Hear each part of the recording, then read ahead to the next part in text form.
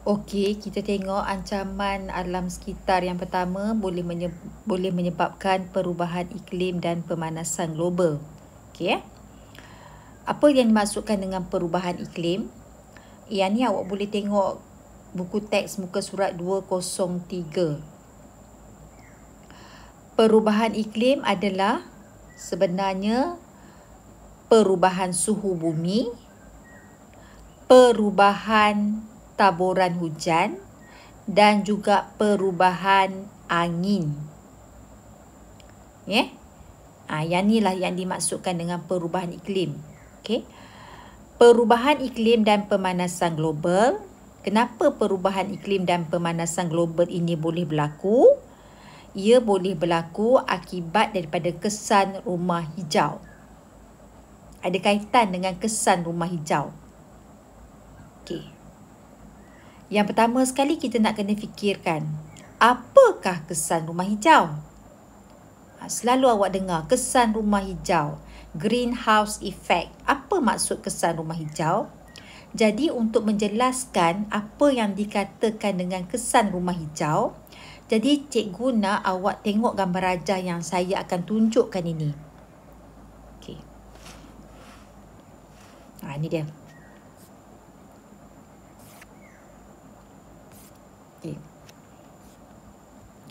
Kita tengok yang pertama.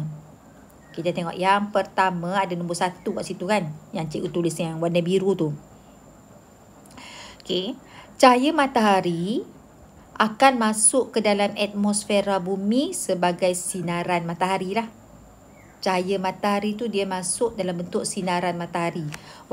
Yang warna biru tu adalah lapisan atmosfera bumi. Tengok betul-betul, fahamkan betul-betul. Ini adalah lapisan atmosfera bumi. Yang warna hijau tu adalah bumi, lapisan bumi, lapisan bumi. Ini lapisan bumi. Yang warna hijau yang atas tu lapisan atmosfera bumi. Jelasan nombor 1. Nombor 2. Sebahagian sinaran suria ni tadi akan terpantul balik ke ruang angkasa. Maksudnya macam ni, dia masuk sini. Dia masuk sini. Masuk sini. Kemudian dia masuk sini. Kemudian ada yang terpantul balik. Bukan semua tu masuk. Sebahagian sinaran suria akan terpantul balik ke ruang angkasa. Yang ni ruang angkasa. Ni ruang angkasa ni. Jelas?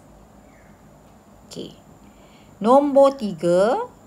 Kita tengok nombor 3. Apa jadi pada sinaran matahari yang sampai ke dalam bumi? Apa yang jadi pada sinaran matahari yang sampai ke bumi? Kebanyakan sinaran, yang nombor 3, refer nombor 3. Nombor 3. Kebanyakan sinaran matahari tadi diserap oleh bumi sebagai haba. Siapa yang tolong serap sinaran matahari ni? Yang tolong serap sinaran matahari ni, haba daripada sinaran matahari ni adalah gas rumah hijau. Bila kita sebut gas rumah hijau, contohnya gas karbon dioksida, gas nitrogen oksida dan gas fluorokarbon. Ni antara gas rumah hijau. Mereka ni lah yang tolong serap. Dan jadi bumi terima cahaya matahari ni sebagai haba. Ini adalah penting untuk kenapa bumi perlukan haba ni? Bumi perlukan haba untuk mengekalkan suhu bumi. Kalau tidak, bumi akan jadi terlalu sejuk. Jadi kalau bumi jadi terlalu sejuk, hidupan di bumi tak boleh hidup. So dia perlulah serap sinaran matahari ni dalam bentuk haba ni. Yang tolong serap tu siapa dia? Gas rumah hijau. Sepatutnya lah. Okey. Kita tengok nombor 4. Tapi tak semua sinaran matahari ni bumi serap sebagai haba. Tak semua. Tak semua yang sampai tu dia serap sebagai haba. Ada yang sebahagian haba ni tadi, bumi pantulkan balik ke ruang angkasa sebagai sinaran inframerah. Okey. Maksudnya 2 kalilah dia pantulkan. Tadi mula-mula yang masuk nombor 1 tadi dia masuk ke dalam bumi.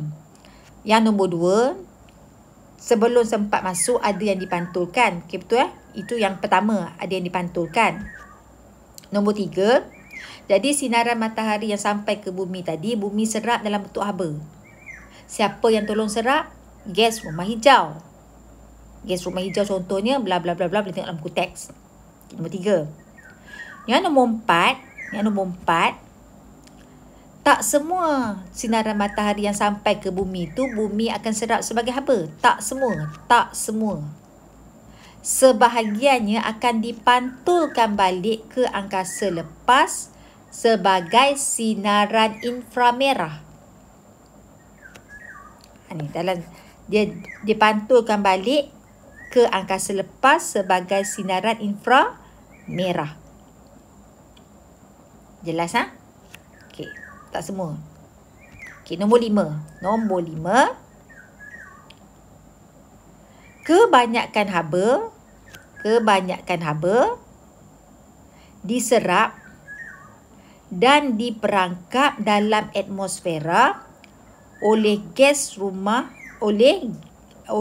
karbon dioksida dan gas rumah hijau yang lain. Ini akan meningkatkan suhu atmosfera. Nombor 5 ni akan terjadi apabila nombor 5 ni akan terjadi apabila gas karbon dioksida dan gas rumah hijau terlalu banyak daripada yang sepatutnya.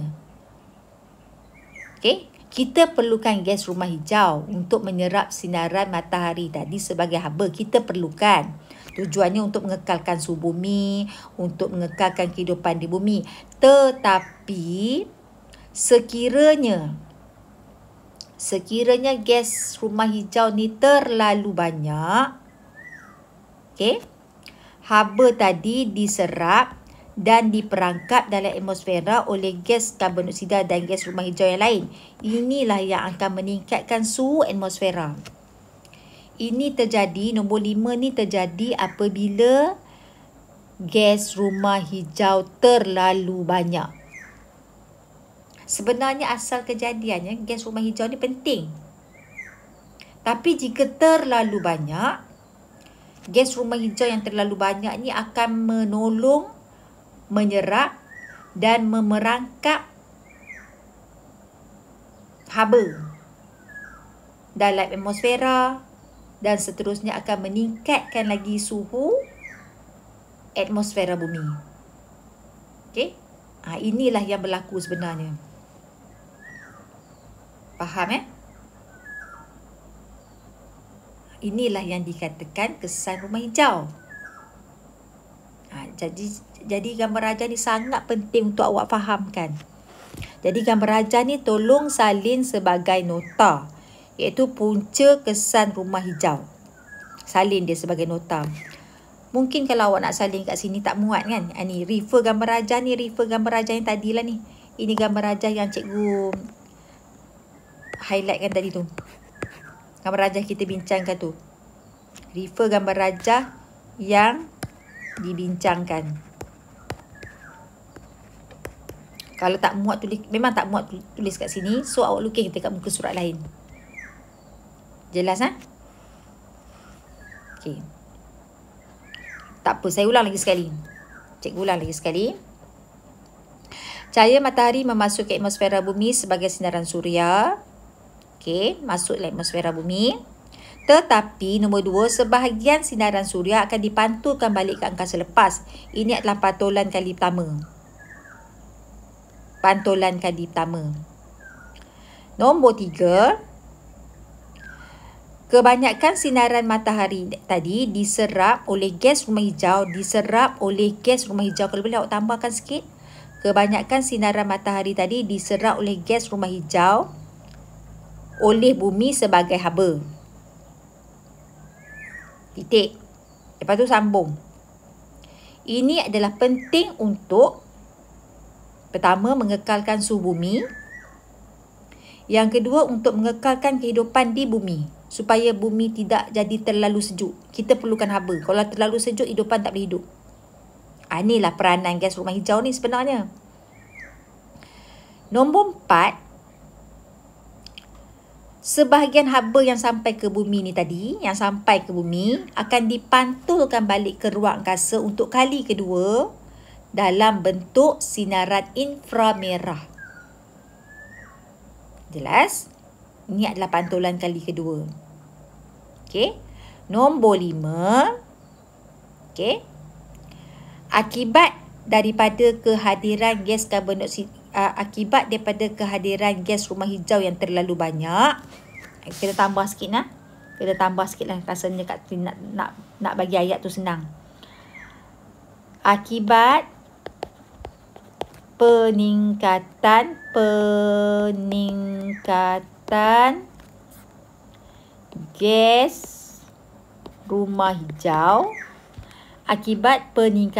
gas rumah hijau,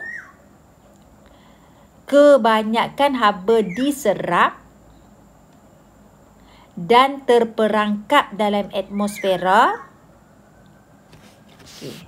Akibat peningkatan gas rumah hijau, kebanyakan haba diserap dan terperangkap dalam atmosfera.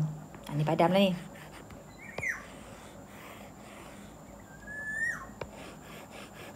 So, ini akan meningkatkan lagi suhu atmosfera. Jadi bila terlampau banyak gas karbon dioksida, terlampau banyak gas rumah hijau, gas rumah hijau ni akan merangkap lebih banyak haba. Patutnya haba tadi akan dipantulkan ke angkasa lepas dalam bentuk sinaran inframerah, betul tak? Tapi bila terlalu banyak sangat gas karbon dioksida, lebih banyak haba dia akan disimpan dalam atmosfera bumi dan seterusnya meningkatkan suhu bumi. Okey, ini dimaksudkan dengan kesan rumah hijau. Ini dah penerangan cikgu yang kali kedua dah cikgu rasa ni. Okey. Semua ni ada dicatatkan dalam buku teks yang cikgu cakap ni, semua dalam buku teks ada ni. Ni. Okey. Semua ada kat sini. Cikgu ringkaskan dalam bentuk gambar rajah. Kita tengoklah lagi sekali. Apabila, saya gariskan lah ya. Senang nampak. Apabila pancaran cahaya matahari memasuki atmosfera bumi, sebahagian daripada pancaran itu akan dipantulkan semula ke atmosfera bumi dalam bentuk sinaran inframerah. Semasa pembebasan tenaga haba, kebanyakan daripadanya akan diserap oleh gas rumah hijau seperti gas karbon dioksida, gas metana, gas nitrogen oksida dan gas klorofluorokarbon yang terdapat di dalam atmosfera bumi dan mengelakkannya dipantul kembali ke ruang angkasa. Kenapa nak elakkan dia dipantulkan kembali? Ini untuk memastikan suhu bumi tidak terlalu sejuk untuk kemandirian organisma. Kemandirian organisma tu maksudnya untuk kehidupan organisma. Kebanyakan gas, contohnya gas karbon dioksida, adalah terbentuk secara semula jadi. Tetapi walau bagaimanapun, aktiviti manusia telah menyebabkan kepekatan gas ini meningkat dan lebih banyak tenaga haba terperangkap dan seterusnya meningkatkan suhu bumi. Inilah yang dikenali sebagai kesan rumah hijau.